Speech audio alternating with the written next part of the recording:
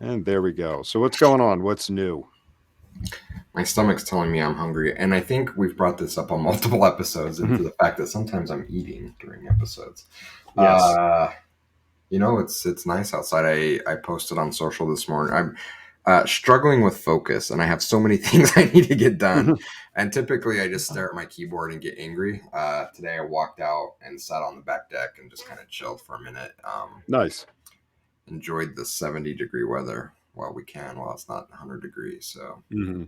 and super excited. I think this will air after the case, but we'll be in Vegas next week supporting Jen, who is speaking at the Marketing Analytics Summit, which will be awesome. She's got a really great presentation lined up.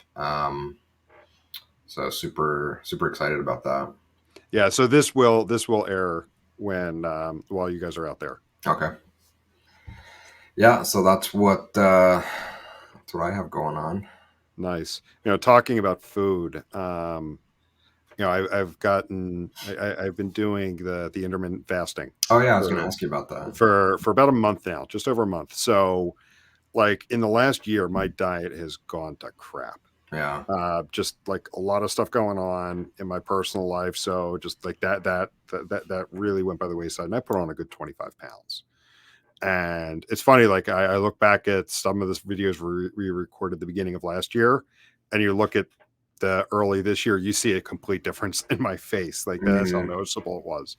And I needed something to change. And it's like there's sometimes like just the universe slaps me across the face with a message. And listen to a couple things where the topic came up and people were talking about it. And so I started reading up on it.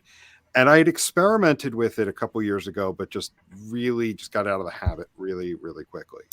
Um, but this time I'm like, I'm going to go full bore because I'll be honest with you, like I've told you about some of the autoimmune issues I have, Yeah. and just like there's sometimes like I feel like I'm better when I don't eat, believe it or not. No, I feel you, man. I feel so much better when I don't eat.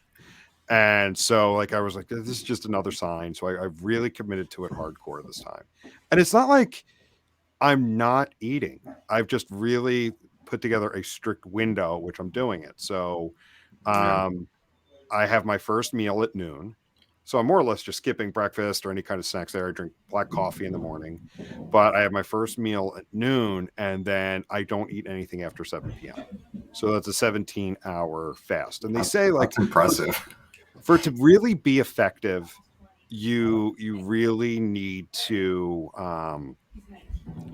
like you need to fast more than 12 hours. They Yeah. say 16 is really good spot.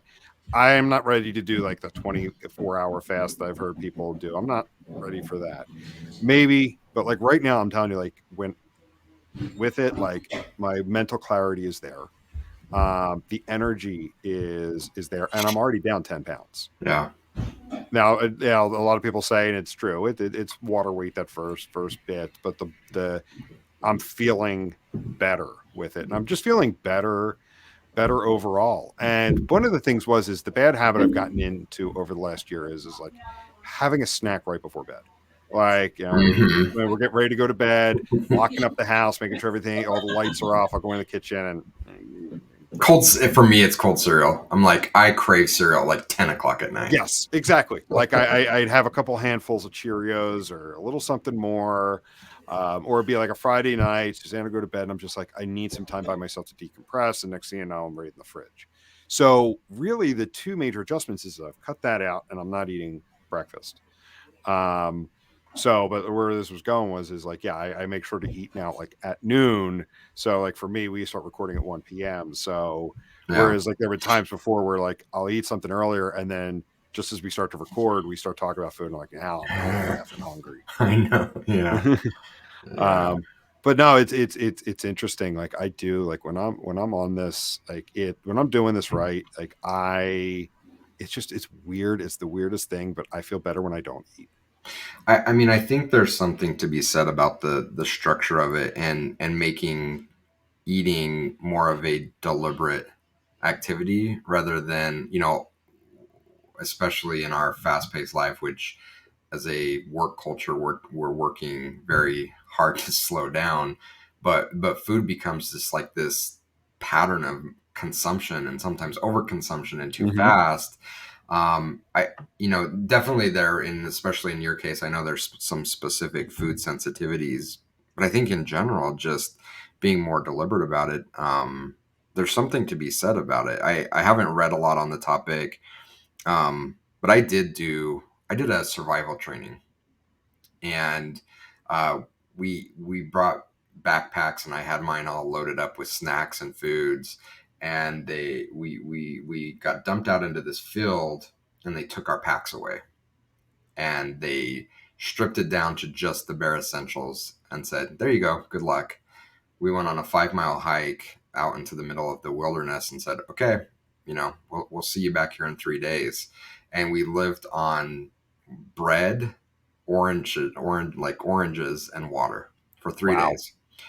And it was incredible, the mental clarity and actual energy, because we Hmm. didn't just like lay around while we were out there. Like, it was hard work and navigating and finding our way back. Like, they almost took us blindfolded because it was the middle of the night, marched us out into the middle of nowhere, and we had no idea where we were, and we had compasses and paper maps, and had to figure out how to navigate our way back. It was a lot of incredibly hard work, but the energy and the mental clarity was insane.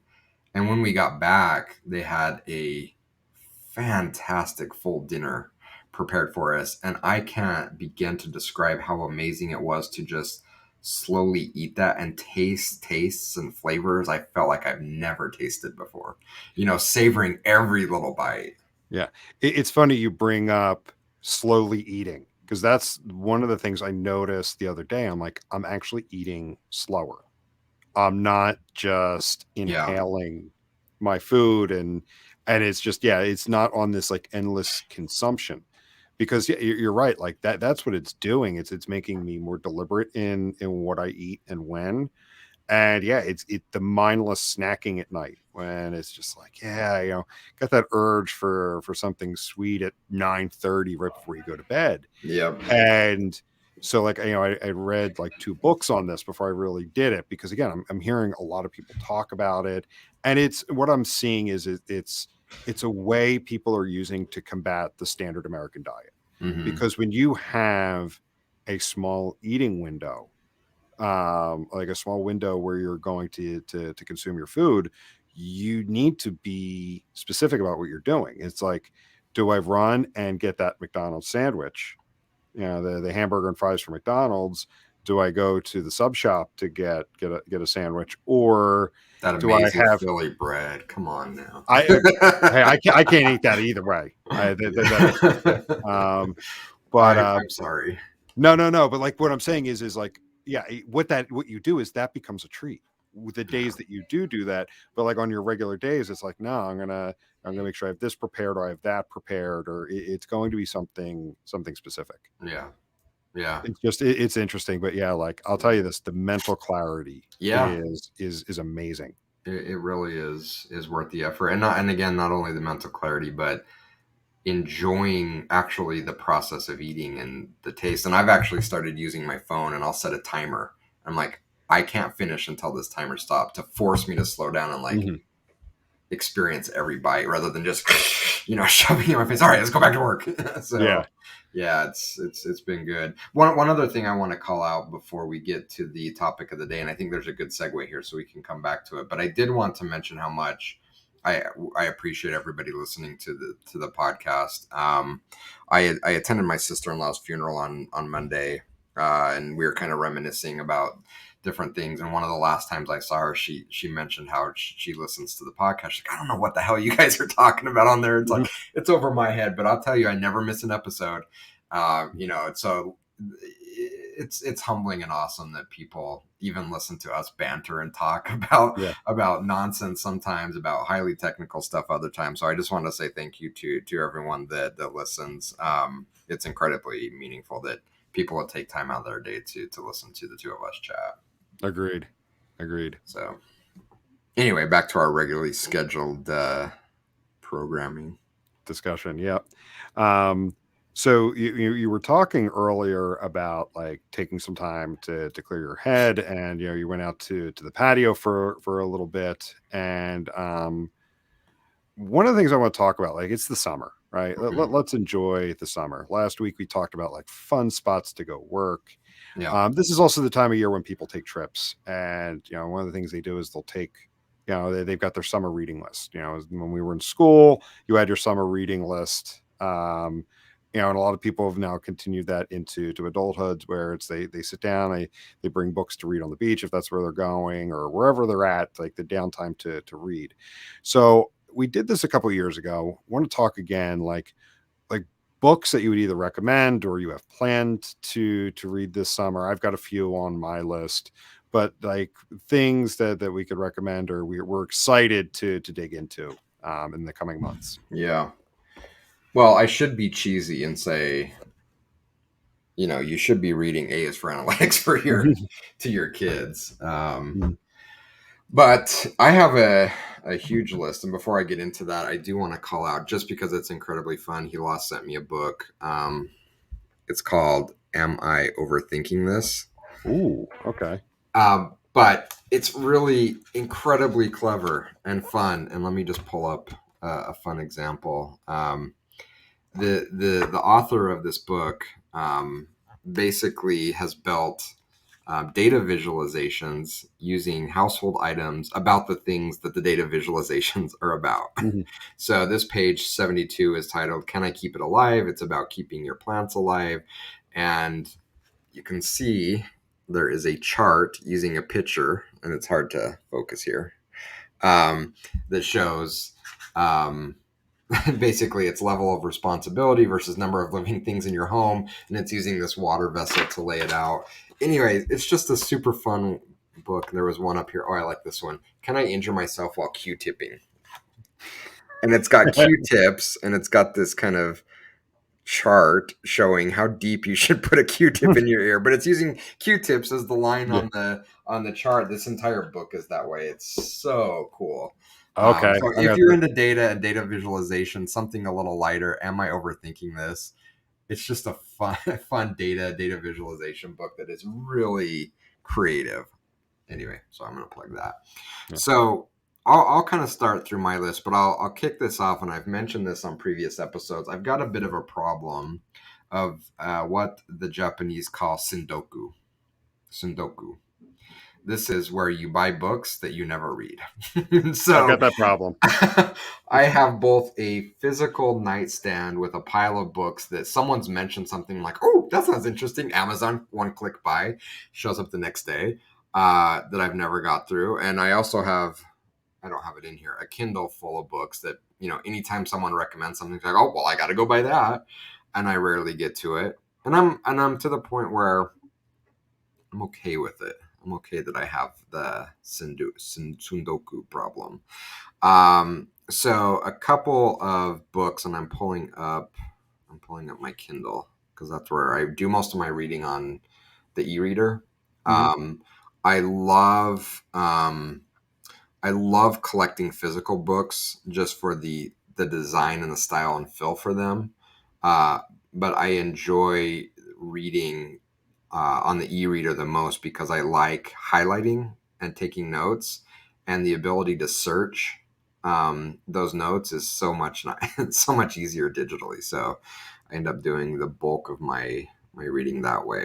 Um, so I currently just finished The Elements of Choice, which is a fantastic read, especially for our industry. Written by some economists about how, as we know, websites and other things use what they call choice architecture to put things in front of people to influence their choice. Now, that could be benign, it could be done in a very negative way to get people to choose wrong choices, or it could be done in a way to get people to choose things that are most financially beneficial to companies. So it's a very, very interesting read again, especially in our industry around, we talk a lot about site optimization and personalization. It's the whole economics and theory behind choice architecture, and how that choice architecture greatly influences the decisions that people make. And it's not just about consumers, it's everything. It's about the schools you choose. It's about everything from how you fly a plane and drive a car. There's been deliberate choices about what to present to you that influence how you make decisions. So that is a really interesting one that I just finished. I'm currently reading a book called How to Heal Our Racial Divide, which is a fascinating read written by a ex-NFL football player who's now a pastor of a multi-ethnic church congregation that is taking a Christian view of the racial problems that we've faced throughout humanity. And it's very interesting. It's I think, a very good read. Queued up for the summer, I have a book called Multipliers. Okay, I've heard of that one. I think you may have recommended this one, or someone did. The Infinite Game by Simon Sinek. It wasn't me. Okay. Product-led growth and a few others, but those are the ones that I have currently keyed up. By the way, one of the ones I just finished that I highly recommend by Matt Parker is a book called Humble Pie, P.I. The subtitle is called When Math Goes Wrong in the Real World. A very, very entertaining and also educational read on how mistakes in math and equations could have very serious and sometimes funny consequences. So I think that's a good book if you're looking for something more related to the day-to-day of what we do. That is also a very good read that I would highly recommend. What about you? So there's 3 I have on our list to talk about now. So the first one's a reread, and I'm actually trying to get into the habit of trying to read this every other year, every 18 months or so. And it's Chris Voss's Never Split the Difference. You sent it to me a couple years ago. I read it, and then I reread it again last year when he came out with his masterclass. And I mean, there's just some really good practical exercises and practical skills that are taught in there, just in life. It's just so itself, good. It's just so good. So like what we were talking about before we started recording, like trying to like having those moments where like, because I had one just before we jumped on, I was trying to calm myself down, like relax, it's gonna be okay, but like we have that nature of just like kind of getting stuck in the moment and getting fired up for the wrong reasons and whatnot. And part of it is being very methodical and unemotional. You have negotiations. Uh-oh. Okay, you're muted, but there we go. I think we're back. Oh, you're back. I lost you for a minute, and then the display changed. Yeah, that was weird. But still recording. But what it is like, he talks about like there's negotiations in every part of life, whether it's buying a new car, salary negotiation, or just figuring out what you're doing for dinner. At night, like, what are you in the mood for? What am I in the mood for?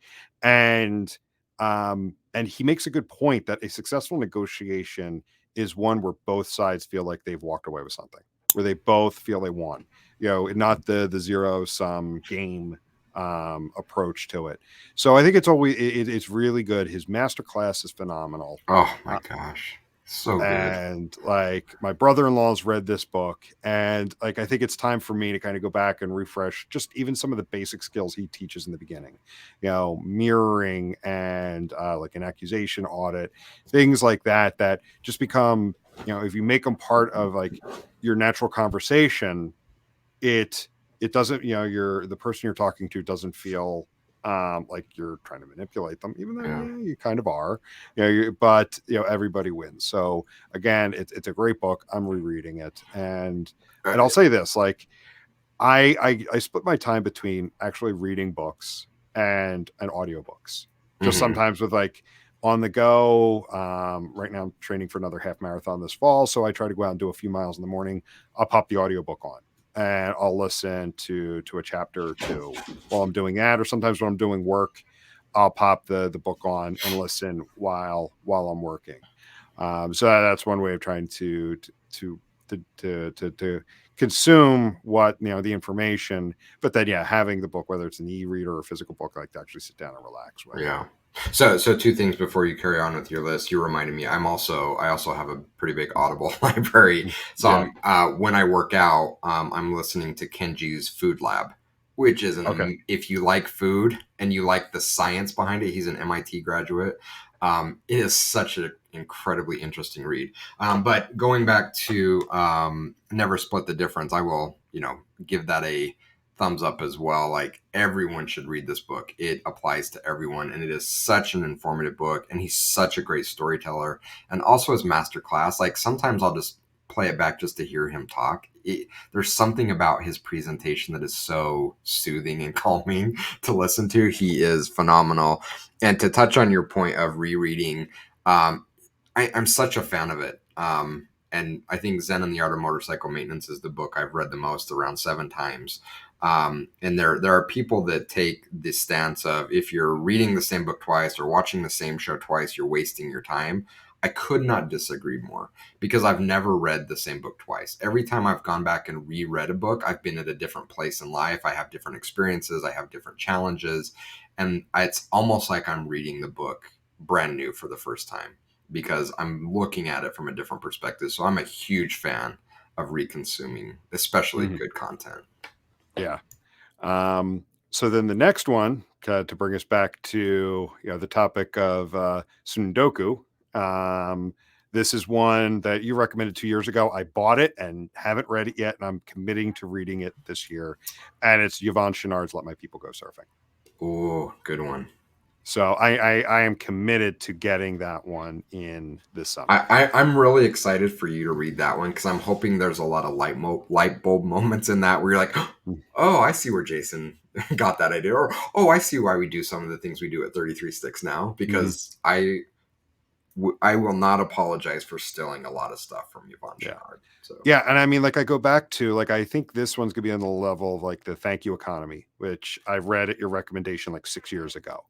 And again, like, that book by Gary Vaynerchuk, while he wrote it, like, I want to say, like, in a different era of social media, and anybody who reads it, you'll know what I'm talking about.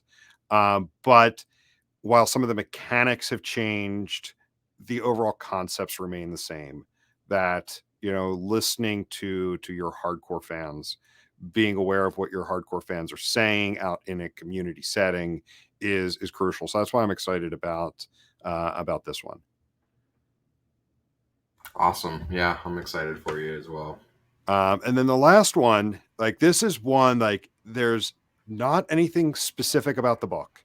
And it wasn't recommended by anybody. It literally jumped out at me. So I'm like, again, I think this is another time the universe is slapping me in the face to do something. It's a book called The Effortless Experience, subtitle being Conquering the New Battleground for Customer Loyalty. Interesting. Yeah. How did you come across that?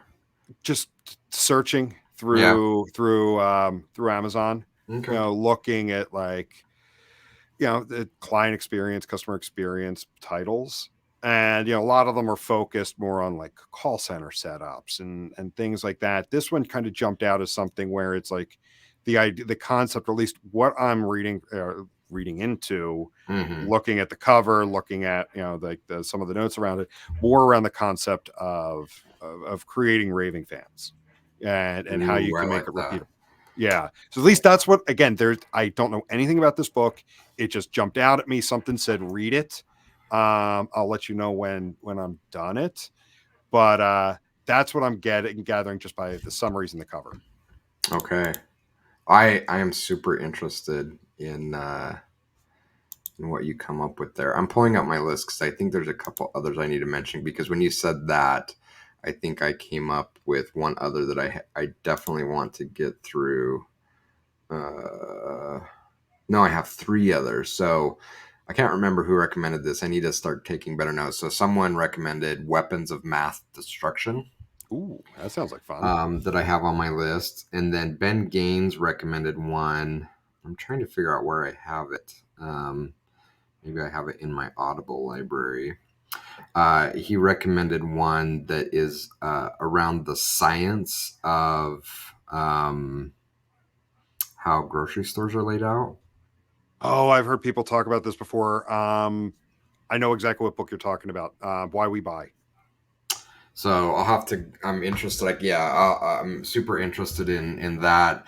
And then one that I don't read a ton of fiction, but especially in high school, I was such a rabid Stephen King Mhm. reader. I loved reading Stephen King, and there's a few books of his that I still just absolutely will read and read and reread again. But so I was back home earlier this week, and there's a little dive hamburger joint, one of these places where you walk up and order. Like there's nowhere to sit, like you sit in your car, kind of like a drive-in type of Hmm. place. And I took a picture of it, and I'm sorry, I'm scrolling through my Twitter feed to get the name of the book. I took a picture of it. Here we go. And one of my friends said, where is it? Where is it? Where is it? He says, this has real 11/22/63 vibes. Oh, I'm okay. like, I don't know what that is. He's like, oh, dude, it's this Stephen King book where this guy finds this portal to travel back in time to this town. He's like, this place reminds me of like a restaurant that, a burger joint that would be in that town. And he started talking about, I'm like, well, now I got to read this. So Yeah. I Yeah. put that on the No, list. there's a mini series they did, and I can't remember if it was on Hulu. I think it may have been they put it on Hulu, but they did like a 5-part mini series about it, and, Mm-hmm. and and Suzanne was enthralled with it. What? Oh yeah. All Yeah. right. So I have put that on the list. So Yeah. I have clearly got a lot to get done. Yeah. I don't know about you, but I'm using this app called Streaks. Okay. And it's basically gamification of trying to do things or not do things every day. And so I've started it small, um, and my current streaks are get ready for the day, Mm-hmm.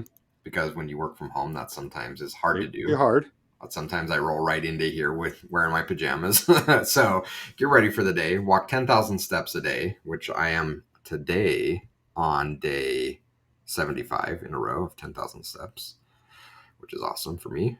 And read for 30 minutes a day, which I was failing spectacularly at. So the app said, hey, maybe you should lower the amount.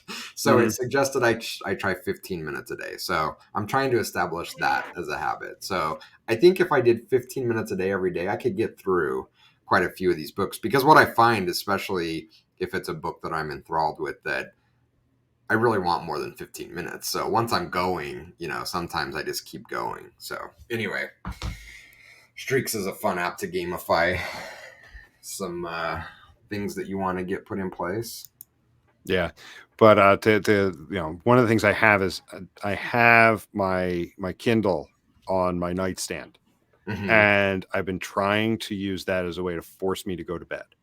Like go to bed, because we were Mm-hmm. talking about earlier about the habit of snacking at night. Mm-hmm. Like it for me, it kicks in like clockwork. So it's almost like something to draw me to bed, and then lay in bed and read for 15, 20 minutes, 30 minutes or whatever, and then ultimately just put me to sleep. Yeah. um, Yeah. so to get me upstairs, and because once I'm at night, like once I'm upstairs, I'm upstairs. Like I'm not, once I'm not coming back down. Mm-hmm. Yeah. I think those healthy habits are good to form. Yeah. We'll see how many we get through here. We have quite a few, and I think the challenge is that list isn't set right. Like I guarantee you, someone next week is gonna mention something. Oh, I got to get that book now. Now that's the Exactly. list. So, And that's what happened to me with Let My People Go Surfing. mm, Something else got recommended, got jumped in front, and then it just kind of got pushed aside. So I'm like, I got to read it. yeah, yep, yeah.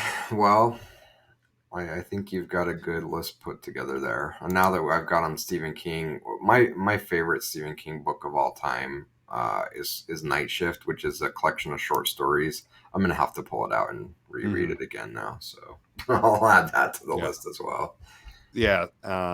You bring up, reading that. I'm a huge Lord of the Rings fan. Mm, Love it. The movies when they came out in the early 2000s pushed me to read the books, really got into it. And then last year finally got around to reading um, The Silmarillion, which Tolkien wrote after The Hobbit, after The Lord of the Rings, and it's the universe building book in the series. mm, So where The Hobbit and The Lord of the Rings tell specific stories, and when you read those books that there's a much larger world. There's events that happened long before even the events that preceded the events in the book. There's events that happen afterward. There's a lot of hints in the appendices of those books. The Silmarillion is what fleshes out, and it reads much like a history book. mm, And it tells the history of Middle Earth and the history of the peoples of Middle Earth, the creation of it, and it's just once you get into it, and believe me, it is a hard read, but once you get into it, it's a phenomenal book, and especially anybody who's fans of the movies, the Lord of the Rings books, like it just fleshes out this world, and it makes this world feel so much bigger. mm. And it's calling to me to read it again, but I'm like, no, read these others first, then I'll reread that one because I want to go back and experience that one again. Now, are you a linear reader where you can only it's like I'm reading this book, I have to finish it, or do you have multiple books in progress at any time? Depends upon my mood. Yeah, I mean, I could easily have two books going at one time, but I prefer to kind of stay within what I'm reading and then move on to the next one. I prefer like linear reading. yeah, I do too. But I'm also like I get excited about things and I'll start it, and so I probably have like 8 books that I've started, but consistently, it's really I have to finish this book before I pick up another one. So Yeah. Yeah, and that for me, like if the book doesn't catch me within the first 10 to 20 pages, I'll put it down. Like yeah. you got to catch me quickly. I was talking about that the other day on Twitter because I was struggling to get through a book, and I asked the question because for me, I have such a hard time. It's like I've committed to it, I have to see it through to the end, and most people are like, nope, nope, that's your time. If it's not clicking, put it away. But Yeah. mentally, I have such a hard time. It's like, no, but I made this commitment. I have to finish it as much as I don't even like reading this book. Yes. Mhm. So, yeah, cool. Cool. Well, that's good stuff. I like this topic. Yeah, Um, it's fun. yeah, It's as I've been looking at the podcast, I've been seeing like when we started this out, we were like very very specific around analytics, and I don't want to say we strayed from it. I want to say we've grown, yeah, and we try. I want to try to have topics that are tangentially related, maybe not even related to it, but just talk about things in general. And yeah, this was. I love revisiting topics like this as well. Like, what are you currently reading? What do you recommend to folks? yeah. I like it, and I think it fits how we think about things. Mhm. That it's not so clear cut. Like what we do, what our we can't fit everything neatly into a box, and so this kind of reflects how we view the world. That we're these complex people that have lots of interests and think about lots of things, and that's Yeah. okay, right? And in fact, one of the things that I think fascinates people, and not often, but every once in a while, I'll have someone reach out to me and say like, I'm super intrigued by your business. Like, can you have 30 minutes to talk to me about what you guys are doing? And one of the questions they often ask is, your content is all over the place. You talk about so many different things. How is that helping you from a sales standpoint? I'm like, I have no idea.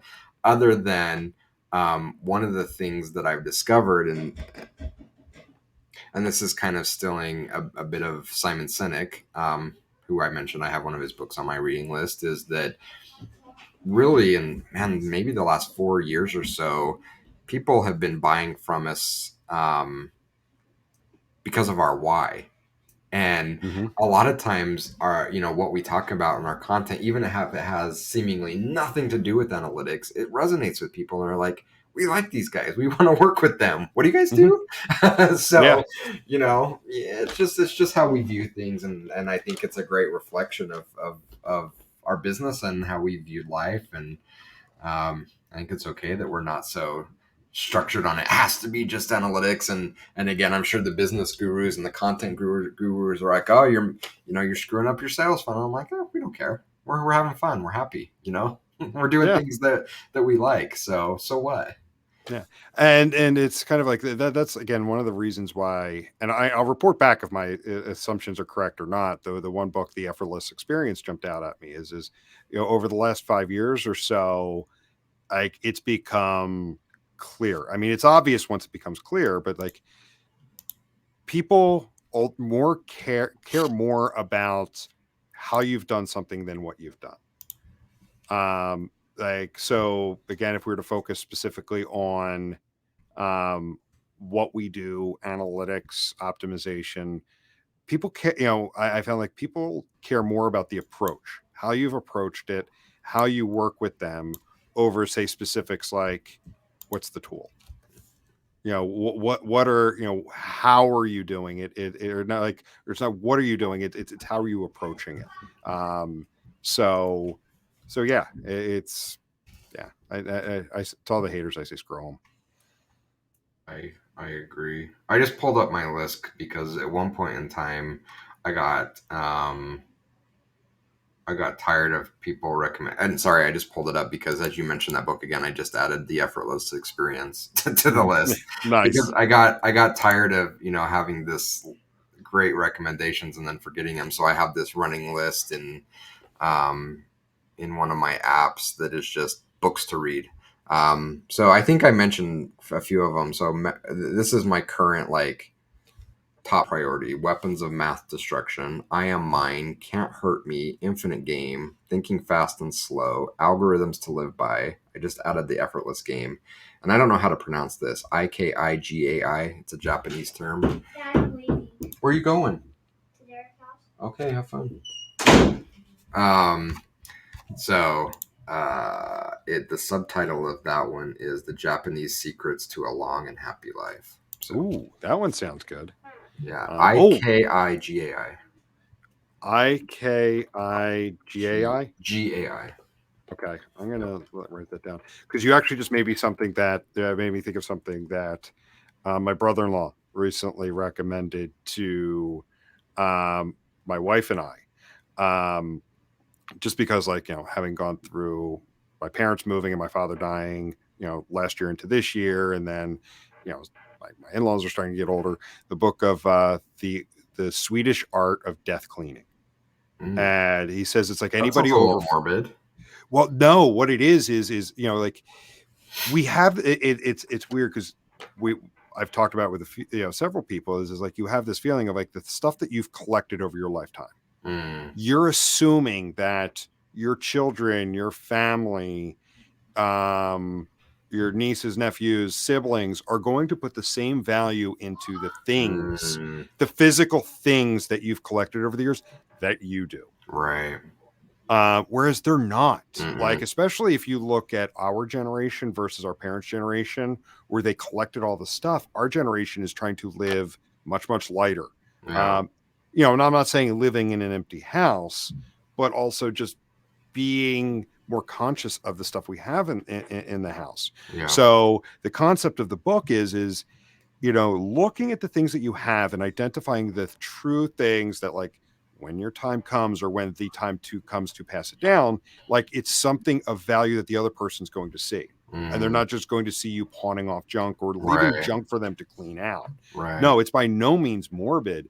It's communicating the value of the things that or finding the things that you think have true value for those people and then communicating to them. Like, I really want you to have this because for me, it's memento when we did this. I hope you have the same thing instead of just leaving a pile of stuff for people to assume, why'd you leave it to me? Okay. I like that. All right, another one goes on the list. Yeah. No, that is actually something where, like, my wife, I think, actually already bought it. Again, I'm not adding anything more to my list until I get through those three. I really want to get through those three. But then yeah, I think that's a good personal one. And Yeah. I'll say this, like my parents, like I always thought my parents kind of had things together as far as, especially when they're getting ready to move, like cleaning out the house. And we learned that even though, you know, they were making efforts to slowly pare down as they were getting ready to move, there was still a ton of crap there. Mm. And it's like, it's something to really think through, like, because yeah, there were a couple things that like my mom and then also my mother-in-law have come to us and like, oh yeah, you can have this when we move or when we do this, and we're kind of like, well, we don't want it, you know, having that conversation, like, so not to get way too off topic. Yeah. No, it is on topic. So it is on topic. Well, it's been fun. Yeah, it's been a lot of fun. Yeah. Yeah, I hope people have some, you know, find something that they like with this one, and would love to hear what other people have to say. You know, The only risk there is it's going to double or triple our list. Yeah, no, let's hear it. I would love to hear what people what other people have in the queue to read. Yeah, agreed. I would love that as well. I may not get to them, you know, but we're collectors. We're going to collect good books, and hopefully one day we get to them. So yep, cool. Awesome. All right, so we'll go ahead and wrap up there and talk to everybody later. See you. See ya.